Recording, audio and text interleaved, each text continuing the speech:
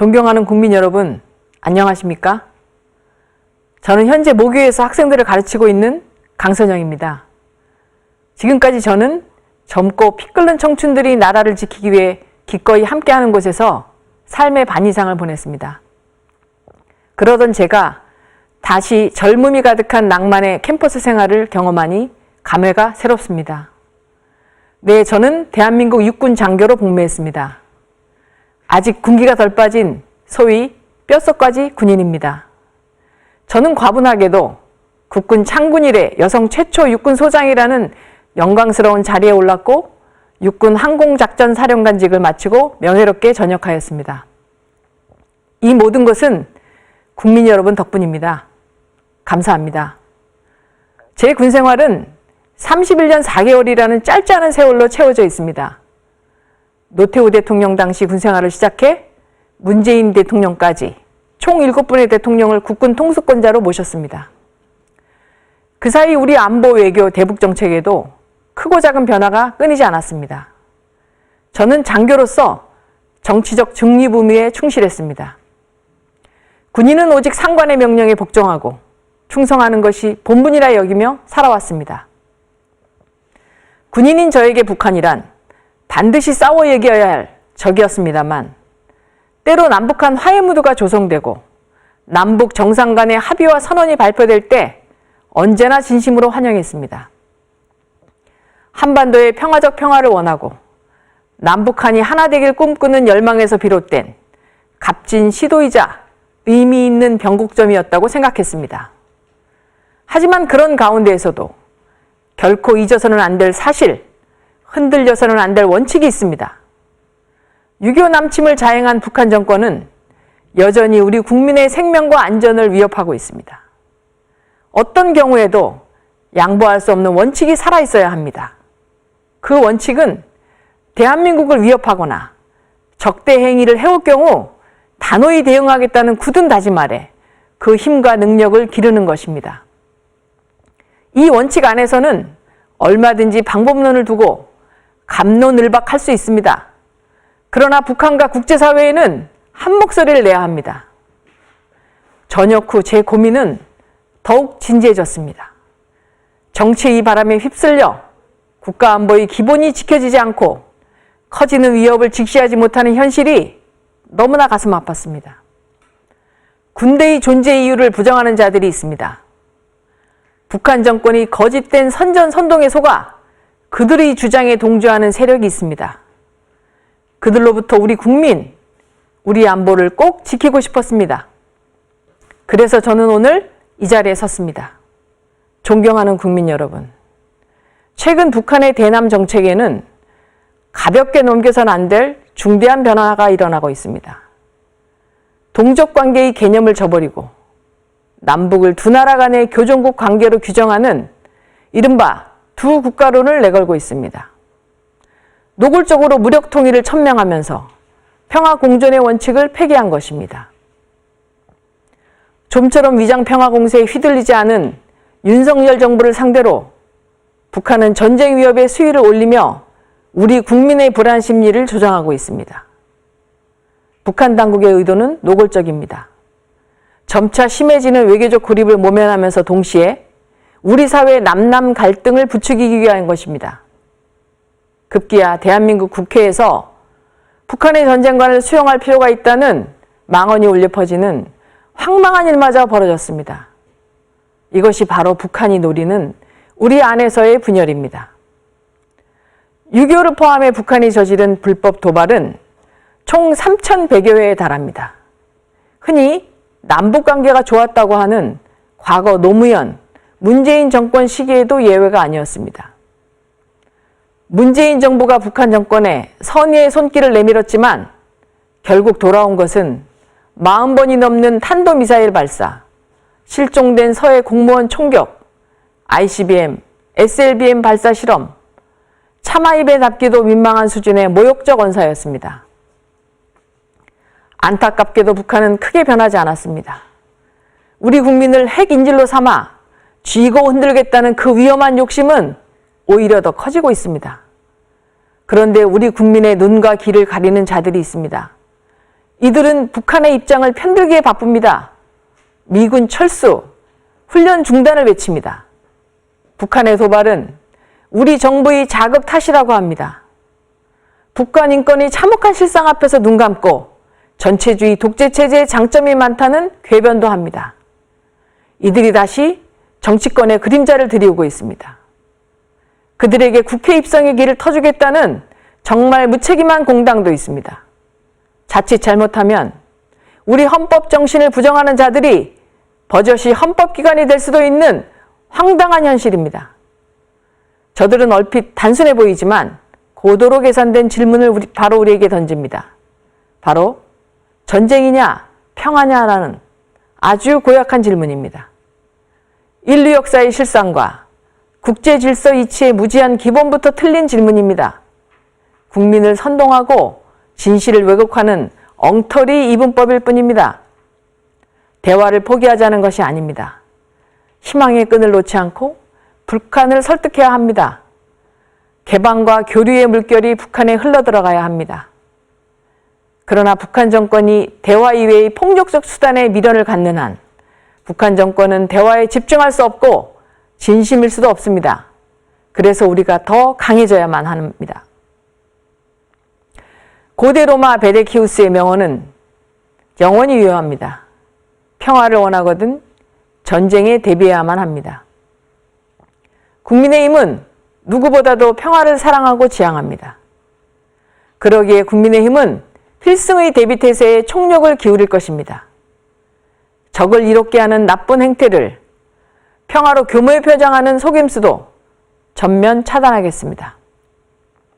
국민 여러분, 정권 교체 이후 국민의힘은 정부와 발맞춰 우리 안보와 대북정책 정상화에 앞장서 왔습니다. 특히 한미동맹은 발전적 진화를 거듭하고 있습니다. 와해위기의 한미일 공조체계도 발빠르게 복원 중입니다. 축소되거나 중단됐던 한미연합연습이 제 모습을 찾았고 미국 전략자산의 한반도 전개 역시 활발해졌습니다. 작년 4월 한미 정상이 채택한 워싱턴 선언은 제2의 한미 상호 방위조약 수준의 기념비적 이정표입니다. 한미 정상은 유사시 한반도의 핵 위협에 보다 적극적으로 대응하기 위해 핵 확장 억제를 강화하고 양국 차관급 북핵 위협 관리 회의체를 갖췄습니다. 지난 4일부터 내일 14일까지는 자유의 방패 한미연합연습이 실시됩니다. 명칭이 말해주듯 이 연습은 누군가를 공격하고 침략하기 위한 것이 아닙니다. 우리 국민의 생명, 안전, 재산, 영토를 수호하는 튼튼한 방패를 세우기 위한 방어 목적의 훈련입니다. 늘 그래왔듯이 북한은 한미 양국을 거칠게 비난하며 도발로 맞서겠다고 엄포를 놨습니다. 그러나 2배로 늘어난 야외기동 훈련과 핵 공격 억제, 방지 훈련을 보는 북한의 속내는 꽤 불편했을 것이라고 확신합니다. 저는 한미연합사에서 연합연습 기획장교로 대표적인 한미연합연습을 미군과 함께 기획, 실시하며 사후 검토하는 임무를 수행한 경험이 있습니다. 한미연습은 한미동맹의 살아있는 증거이자 북한에 보내는 가장 무거운 경고의 메시지입니다.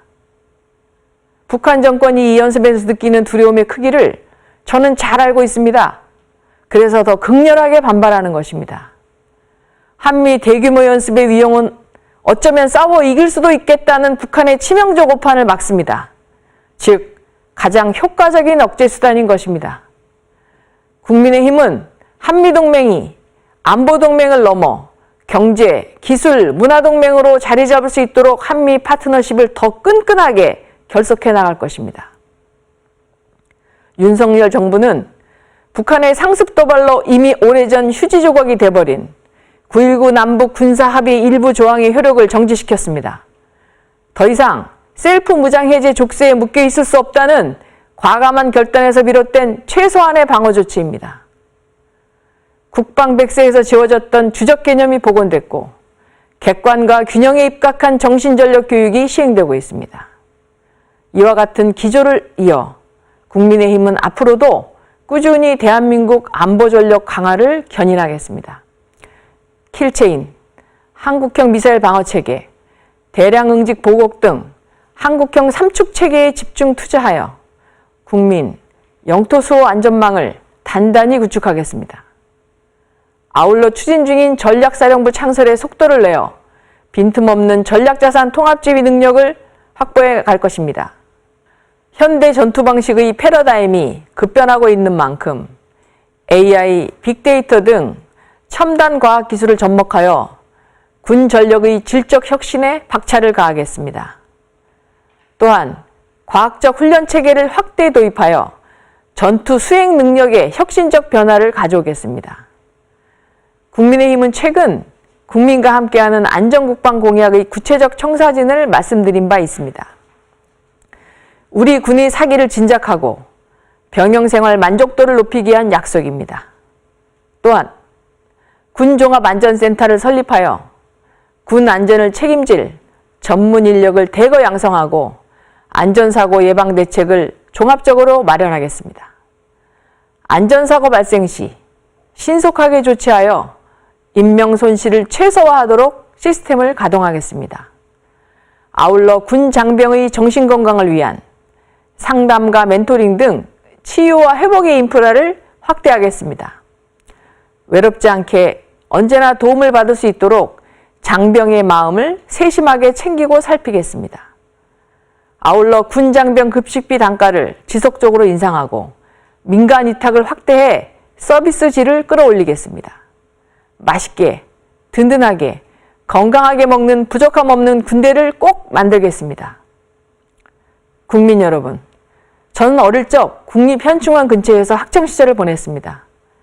그래서 현충일이 다가오면 풀 뽑기, 비석 닦기와 같은 봉사활동을 하기 위해 현충원을 찾는 일이 익숙한 일상이었습니다. 왜 이토록 꽃다운 나이에 이 국군 아저씨들은 세상과 작별해야만 했을까? 묘비를 스치며 가졌던 알 수 없는 숙연함이 지금도 생생하게 남아 있습니다. 훗날 저 역시 제복을 입은 한 사람으로서 역사를 공부하고 세상을 배우며 깨달았습니다. 우리가 딛고 있는 이 땅, 우리가 누리는 이 자유와 풍요는 숭고한 헌신 위에 있었음을 말입니다. 죽음을 무릅쓴 62만 국군의 희생, 13만 8천 전사자의 목숨과 맞바꾼 것이 바로 오늘의 소중한 자유 대한민국입니다.